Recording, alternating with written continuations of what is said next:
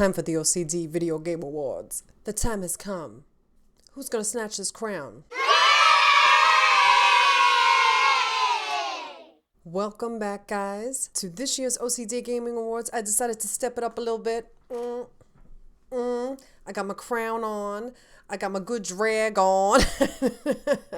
I figured this year I would step it up and get all dressed up, because this is very important awards season time. This is the third year that I am hosting the O.C.D Video Game Awards. So every year I figure I got to step it up a little bit. So I got my crown on, I got my zhuzh on, I'm ready to go. These video game awards are based on only the games that I played this year on my channel. This is not based on any research. This is not based on sales numbers. This is based on what I like. So please do not read me to filth. Do not send me no hate. This is all in good fun, guys. I mean, look at what I got on my head right now. Okay, this is for shits and giggles. This is to have fun. So let's get to it. Now, you know every year I bring it with the categories. This year is no different. So buckle up and get ready for these categories, y'all. My voice is a mess, guys. I've been sick for the last 2 weeks. This is the first time I put makeup on in like 2 weeks. I'm going through the gigs, okay? So please excuse my voice, my scratchiness. I'm a hot mess, okay? Ooh, you shady bitch. This year on the channel, I started a new segment on the O.C.D Gaming News. Every month, I come and I read somebody to filth for the shenanigans and the shadiness that they pull. This was due to excessive violations I was seen in the game industry. So due to their pettiness, I had to take them to my courtroom to give out some justice, Judge DEidre style. Now, the most offensive, the most shadiest, the most petty of them all, the most repeat offender goes to Rockstar Games. It started out with Rockstar pulling some stunts, stealing the thunder of other game devs, but it has taken on a life of its own, and it has gotten its own segment on the O.C.D Gaming News every month. There is so much drama going on in the gaming community every month that this has become an every month thing. I had no idea there'd be this much drama, this much fuckery, this much shadiness, but there was. So thank you for joining me in my courtroom every month. I'm sure there will be plenty more fuckery, shenanigans, and shadiness and snatchery going on next year. So bring it. So bring it, bitch. Now, the Gamers Court is going to be where I rule on how petty I think something is or how shady somebody is in the gaming industry. Court is now in session. Rockstar, you are accused of being petty in the third degree. I will allow it. I will allow the pettiness. I will allow the shade because it was too delicious. It was too fucking delicious. Best male performance in a video game, for me, without a doubt, has to be Christopher Judge as Kratos in one of the most iconic performances in video gaming this year, or in a long ass time. His voice is iconic, his character is iconic, and he made it his own. He brought his essence back to life. He brought his impatience back to life. He brought his frustration back to life. Yes, even his fears. So Christopher Judge, you daddy AF. Daddy. Oh shit. Find your way home. You are free. Oh. Only fire! Only fire when I tell you to fire. It's touching my heart. Oh my god. If you've seen my playthrough of Detroit Become Human, you know I was hyped for that game from the get. I was obsessed. I did a fan tribute trailer for it. If you haven't seen it, check it out. It's on my channel. I love this game, and I couldn't wait for it to come out. I actually had a chance to play it at PSX last year, the demo, and it was brilliant. It was everything, and it was one of my most bingeable games this year. I couldn't stop playing it. I was obsessed. I also did a Marcus parody video. You have to check that out. It's under the fan tribute trailers as well. It's hilarious. I was obsessed with these characters. I was obsessed with the storyline. I was in it. My hype level was through the roof. But when it came to Marcus, let's just say, girl, I was shook. I'm sorry. My uterus just fell out. Oh my god, hold on. Let me pick up my uterus off the floor. Oh my god.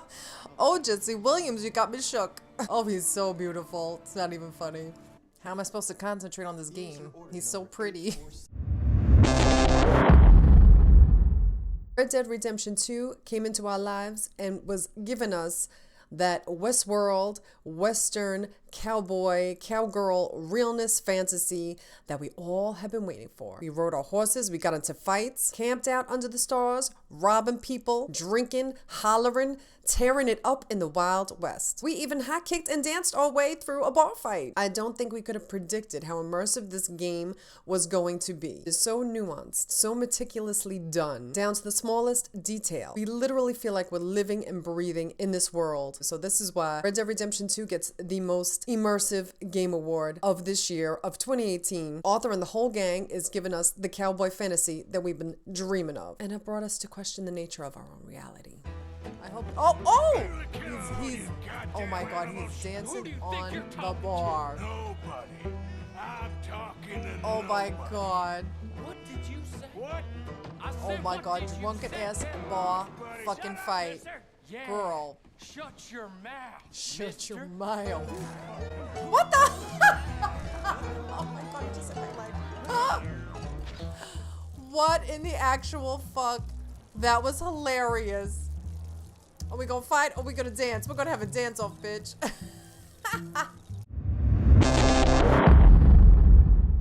So there were many dynamic duos this year. So many duos brought the drama and the emotion. What an amazing year for dynamic duos. Through this year's playthroughs, this one duo had me emotionally invested like none other, and I could not turn away. My favorite of the year has to be Kara and Alice. Watch out, Kara! I'm legit panicking. Oh, you don't look so good, girl. All right. Girl, I got you. I'm like, that was tough to watch. Oh, Miss Laura. Last year, they had snatched the crown from you. Miss Mia Girl from Resident Evil 7 took the crown from you last year for most magical hair. You know Miss Laura was not going to stand for that. She came back this year and she gave you the ponytail of life.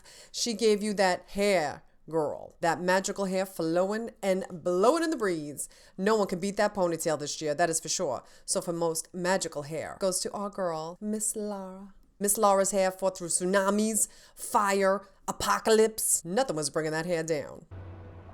Horrible. Girl, your nosiness done caused all of this. Why? Why did you let me do this? That's the real tea, bitch. Good now. Not everything is about you, Laura. Oh my God, girl. So last year was the final part of the Little Nightmares DLC, where we played as the unnamed boy, the unnamed child. And spoilers, if you haven't played it, you should. What are you doing? Watch this. You need to go play that and come back to this when you're done, okay? But the most savage, most haunting kill this year in video games had to be the little boy who turned into the gnome that Six eats in the original series of Little Nightmares. And y'all, I wasn't ready. This is one of the most horrific kills. Gave us the slow burn and they played it out. They had us hooked and I will never forget. I will never get over this and neither should you. R.I.P. Little gnome. R.I.P. I don't even want to roll the clap. Am I going to be the gnome she eats? Oh, no! I'm the sausage gnome! Oh my God, this is horrible. I can't. I can't. Oh, this is the saddest thing ever. This category is for my most upsetting game choice in a video game this year. Now, playing Detroit Become Human, we knew the stakes were high. With our choice in this game, if our main characters could die a horrible permadeath. So the stakes were real. And during my playthrough, Marcus did not survive, and I'm still not over it. He was so good. He freed the androids and sparked the revolution. He was savagely killed at the protest, and I'm still not over it. He became a martyr for the cause and will live in our hearts forever. Why, God, why? Why? No. You fucks. No. Now what am I supposed to do? I can't believe he's gone. Now what?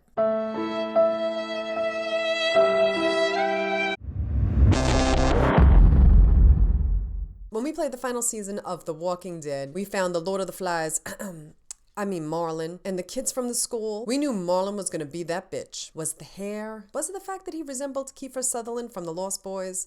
We knew he was up to no good. I don't know. But we knew we couldn't trust him as far as we could throw him. So when he killed Brody in a fit of rage to keep her from snitching and tried to get Clem to take the hit and trapped her down there with her, oh bitch, we clocked him from the get. Clem and I saw right through you, Marlon. I fucking knew it. 10 sisters. I thought they were killed by walkers. Fucking knew it. What'd I just say? That's the story we told everyone. Shut up! Oh, you dirty bitch. I knew you could not be 'Cause Marlon trusted. was so ashamed of what she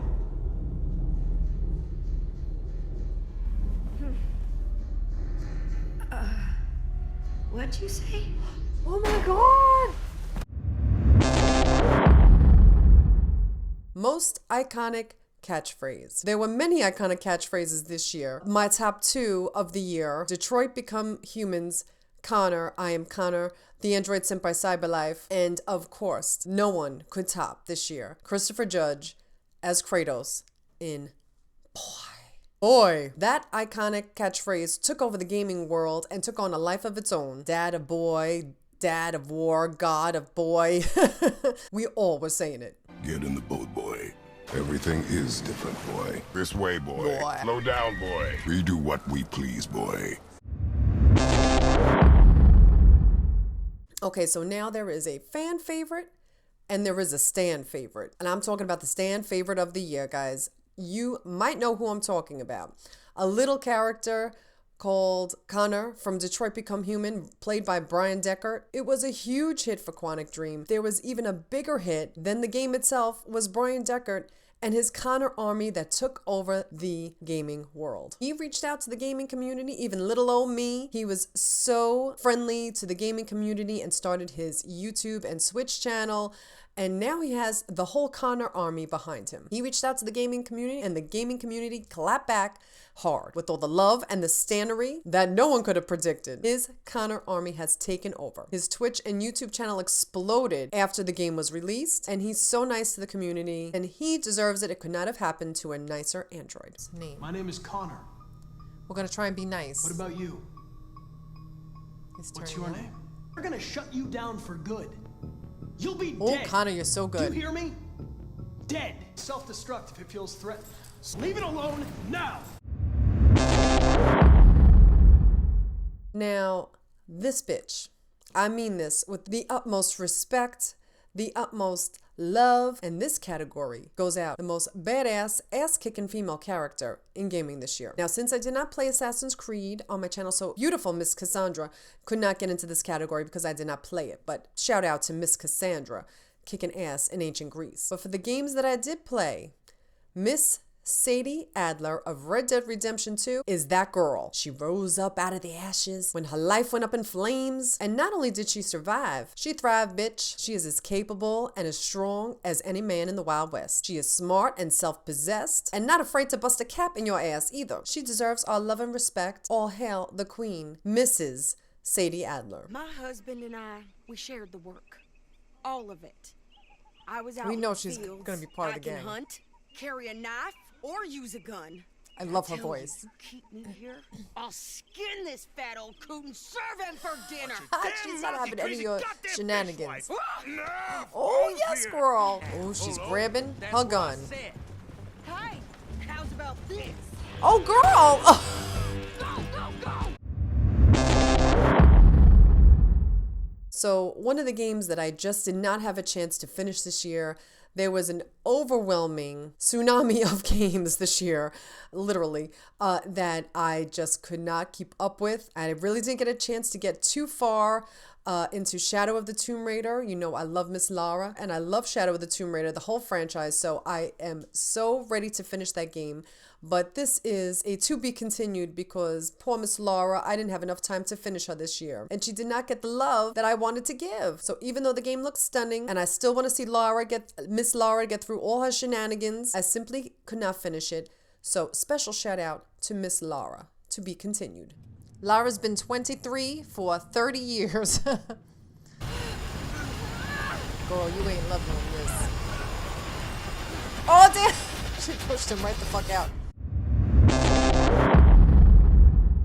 So, Best Storytelling Award. Now, while playing God of War, I'm sure none of us saw some of the game's biggest reveals hiding in plain sight from when we first started the game. Cory Barlog expertly told the story of Kratos and Atreus and completely misdirected us about where the story was going and what was lying right in plain sight. Only after finishing the game do we realize the clues were foreshadowed all the way from the beginning. Faye's handprint at the beginning of the game on the tree that marked the trees that Atreus and Kratos were supposed to cut down for her funeral pyre, to the place where they released her ashes, and we see that she had prophesied their journey all along and guided them the entire way. When Baldur confronts Kratos, there's no use hiding anymore. I know who you are. More importantly, I know what you are. We're meant to think that he's talking about Kratos and his past. Even Kratos thinks that's what he's talking about. Baldur also tells Kratos at the very beginning of their first boss fight, I thought you'd be bigger, long way from home, aren't you? He thinks that Kratos is Faye, the giant he's looking to destroy. And so do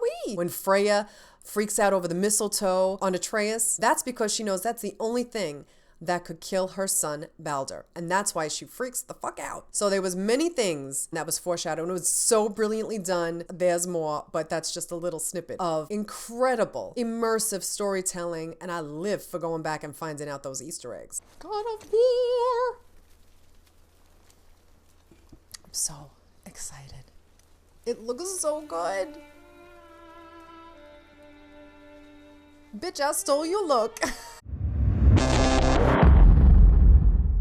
Now, it is no secret on this channel. If you've been on this channel longer than a minute, you know I am a little bit of an emotional person. I may or may not get emotional at certain times playing certain games. Uncharted 4 Epilogue. Horizon Zero Dawn. So this category is dedicated to the game that had me the most emotional playing a game this year. And it was my most emotional gameplay of the year. Roll it. Oh my God. Guys, I can't breathe right now. Oh my God, please go. Girl, Luther, come on! Oh my God, come on, we're gonna do it! L2, R2! Oh my God, please live! I'm crying right now. Oh my God, we did it! I'm literally so relieved right now. You're online. Why am I crying? Androids. Oh my God, I'm so happy they lived. Thousands of androids are taking to the streets. I should not be of this Detroit right nervous now. playing the game right now. So this is the first time I'm introducing a fan favorite category. Now this year it goes to our beloved Spider-Man. We finally got the Spider-Man game we deserve. We finally got it right. Thank you, Insomniac Games. They gave us the full immersion, the Spidey experience. Not only did they give us a gorgeous looking game with an incredible story and relatable, funny human characters, they gave us the actual feeling of being Spider-Man as we swing around the city in the most immersive and joyous way. I am feeling the web-slinging realness. Time to get up and fight some crime. Guys, this has already got me hyped. Look how cute.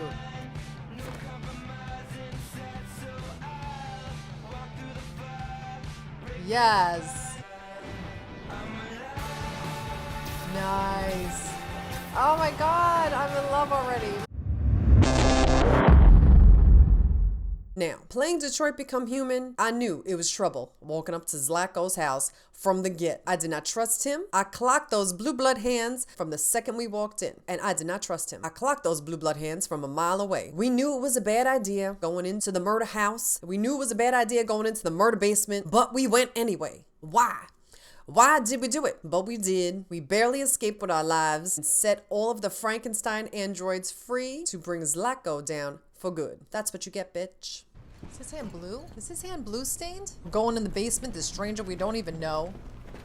Doesn't ask us any questions like, I don't like this place. me neither. And that man. Me neither. Let's go. I have a bad feeling. I don't trust him. Chains? I don't like this. I don't like this one fucking bit. You know you don't like this either. I wish I could turn around and get the fuck out. I instantly regret this decision.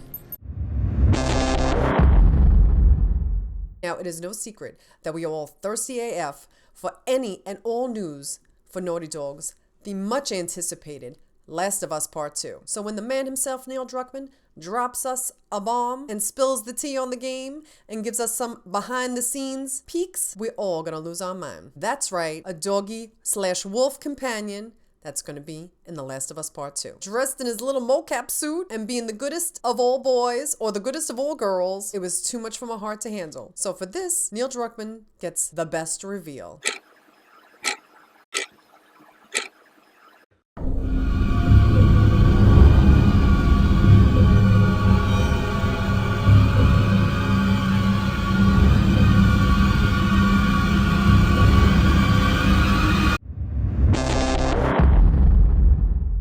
Far Cry's cult leaders have always been enigmatic, celebrity-like god figures, god complex types, but O.C.D really takes the donation basket. No one is coming to save you. Sometimes the best thing to do is just walk away. And bitch, we should have walked away because O.C.D was terrifying. Him and his six-pack abs and all the muscles. It was very confusing. His muscles and his abs had everyone under a spell. One of the most insidious characters that showed up in gaming this year. He's fucking frightening, yo.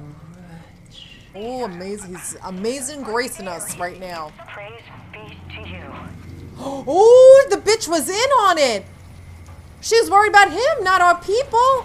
No one is coming to save you. Oh, you dirty bitch. Best score from a video game, I know God of War, was brilliant and it was beautiful and it was stunning. But the music that had me shook this year was Detroit Become Human's soundtrack. All three characters had three separate themes of their music and it was all stunning. It was so well done. It was so well planned out and it fit each character perfectly. So the score for best music, without a doubt, goes to the soundtrack, the score for Detroit Become Human. Sorry, Daniel. Mission successful. How about that? How about that? Can't have my boy go out like that. Playing this.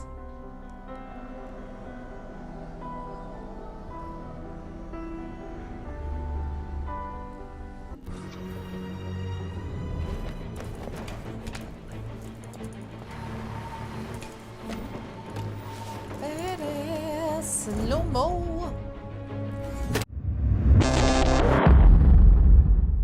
The Walking Dead final season was almost canceled due to Telltale Games' mishandling of the studio and poor management. They laid off the employees, shut down the business, and left them all out in the dust, and they paid them no mind. Thankfully, Skybound came in and hired so many of the employees that worked at Telltale so they could finish the last 2 episodes and give us the final story for Clem. So to you, Telltale, you have received the first ever girl bye for being such a shady bitch. All of you! He's lying to all of you. He's lying to you. He can't or won't protect you. So John Marston in Red Dead Redemption 2 is definitely the comeback kid of this gaming season. When we first heard that Red Dead Redemption 2 was coming back, would be a reality, we weren't sure if we were ever going to see John Marston. His character was so iconic, there was no way they wouldn't bring him back, right? But when we finally saw John Marston revealed in the trailers, we were so relieved. I'm still playing through Red Dead Redemption 2 right now, and I am so happy we get to play with John in this game. His face, the scars. You don't look so good. I don't feel too good neither. Shock. He just picked him up like a sack of potatoes. Look at him. Don't die just yet, cowboy. Game of the Year award. There were so many awesome games that I loved this year that I played. God of War, Spider-Man, Detroit Become Human, Red Dead Redemption 2. I love them all. But if I was to choose one, God of War has to take the crown. God of War has snatched the crown this year, y'all, for Game of the Year. So congratulations to you, God of War, Cory Barlog, and the whole team at Sony Santa Monica. And I am so happy for the whole team because that game was iconic.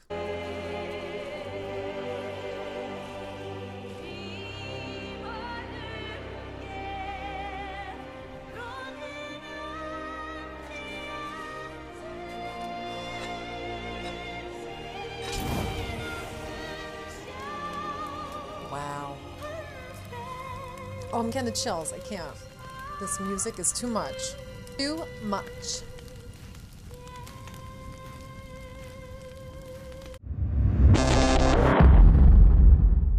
As of today's, I'm recording this the day after Christmas, the 26th of December. So as of now, there is no official release date for The Last of Us Part 2, Death Stranding, and Ghost of Tsushima. So I am excited, hyped. I want to play all of those games like now. I want them now. But my most anticipated game Since we don't know those release dates, the game that I am so hyped for, that I have been in love with since the moment I saw it, for me, the broken road is all that's left. Days gone, y'all. Days motherfucking gone. Deacon St. John, can you hear me now? April 26th, I am counting down the days. I cannot wait to play it. I still go back and watch the original reveal trailer. I'm still shook. I still get the chills every time I see it. I know Ben's studio has been working so hard on this game for years, and all their hard work is going to pay off because this game is going to be everything. Everything. I remember how it all went down. I don't give a damn about any of that. You know what I remember most? Riding the open road. The smell of your hair. The touch of your skin. I remember you. But those days are gone. Now I'm a drifter. A bounty hunter. A mercenary. And for me, the broken road is all that's left. But I'll always remember.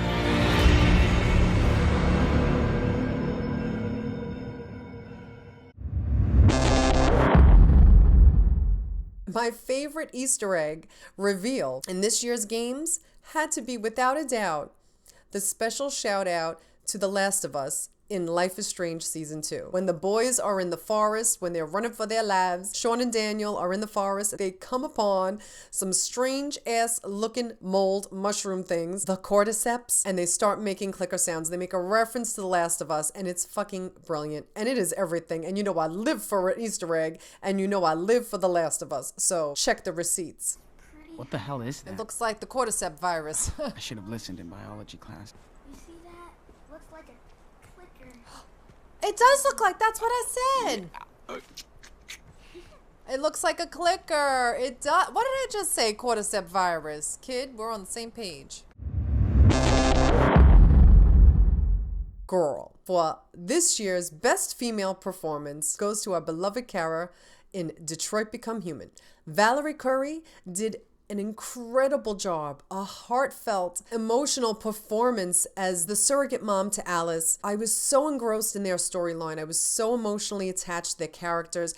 It was such an emotional playthrough because I couldn't bear to have lost them in this playthrough. Like, it meant so much to me to make sure that they survived. And it is very difficult in a game to get that kind of feeling about your characters, or you care so much about them that there's a finality to them, that there is, you know, an actual consequence to losing your character or dying or not doing the right thing and not helping them survive. The stakes were so high. Valerie Curry was incredible in her performance as Miss Kara, the surrogate mom to Alice. They may have been made at Cyberlife, but Mama's love for baby girl was so real. Oh, thank God, girl. I have never been so scared in my entire life. I remember. Oh my God, I could cry right now. You remember me? How could I forget you? Oh my God. Let's get the fuck out of here. I'm so sorry. Are you alright? Oh, thank God. Come on, go move. Protect Alice. Go, Alice. I love you, Kara. I love you too, Alice.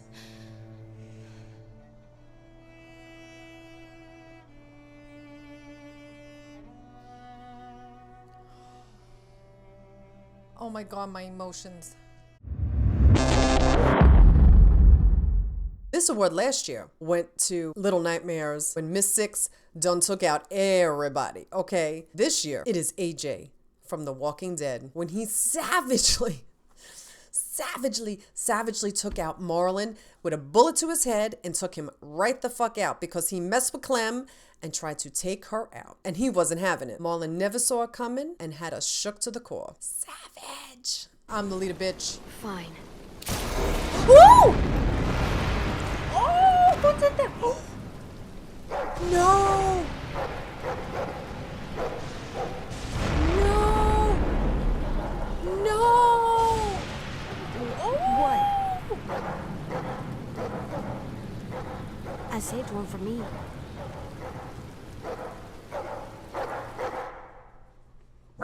What? Now, Life is Strange Season 2 showed us what it was like for these boys on the run. Sean and Daniel in Life is Strange 2 get assaulted, kidnapped, and have to fight to escape a crazed racist. This scene was so frightening to me and unnerving to watch. I felt so helpless. Don't Nod highlighted the struggle of people of color who live in Trump's America and how hatred and racism can destroy. So what we need to do is tear down the wall. Don't do it, bitch. Tear it down, bitch. Oh, you dirty bitch. Oh! What? How dare you? Who fights children? Where am I? What? Oh, I'm getting so angry right now. I should have knocked that bitch right out. Oh shit. Fucking little spick. Oh, and you dirty brother bitch. Going to jail for the rest Fuck of your you. life. The hell with you. Kick his ass. That's what you get, bitch. Look, he's got his gun. Come on. Come on. We're out. For best narrative. Storytelling, narrative, I know it's like splitting hairs, but I wanted to make sure that they got the props for this. Detroit Become Human. That branching storyline was so involved, so intricate, so well thought out, and so well done. I absolutely have to give Quantic Dream their incredible work in giving us one of the most incredible immersive storytelling games this year. Our choices really mattered. They had meaning, and they had consequence, and they had weight to them. And the choices and the consequences were so real. Too real? I'm so scared right now. My son, what's his name? Cole? Cole? Cole. His name was Cole. Right? It was Cole, right? And he just turned 6 at the time of the accident. I can't breathe. Maybe you really are alive. Oh, thank God. Maybe you'll be the ones to make the world a better place. Thank you, Jesus. I could cry right now. Do what you gotta do. I've never been so nervous in a playthrough in my life. So Studio of the Year has got to go to Sony Santa Monica for God of War. Cory Barlog and the whole team worked so hard and rebooted this whole franchise and made it bigger and better than we thought possible. They pulled off that reboot flawlessly. Even with everyone worried about double jumps, where's my Blades of Chaos? Everyone was crying and carrying on about it. Will it be a dad simulator? And all the complaining everybody did. Sony Santa Monica pulled it off. Not only was it one of the hardest franchises to reboot, they did it flawlessly, bitch. And Data Boy stole our hearts. But that, Sony Santa Monica, you did that. I got it. Good. He's being a good daddy. This game is so beautiful.